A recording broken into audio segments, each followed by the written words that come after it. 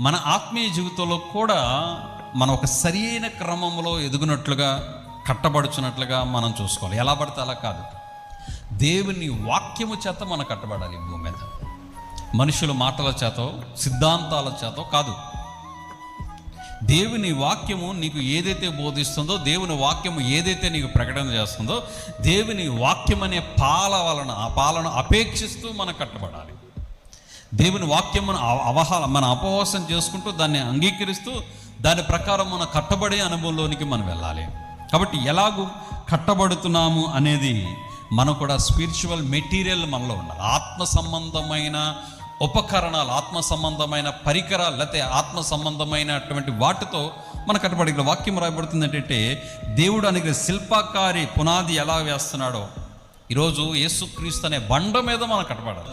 క్రీస్తు రక్తంలో కడగబడాలి. క్రీస్తు అనే బండ మీద మనం కట్టబడే అనుభవంలో ఉండడానికి చాలా జాగ్రత్తగా చూసుకొనుడి. ఒకవేళ లోకంలో కట్టబడిన అనుభవాలు ఉన్నావేమో, లోకంలో ఎదుగుతున్న అనుభవాలు ఉన్నావేమో, ఎక్కడ కట్టబడుతున్నాను, ఎక్కడ నిర్మించబడుతున్నాను, ఎక్కడ నీ పునాది వేయబడింది?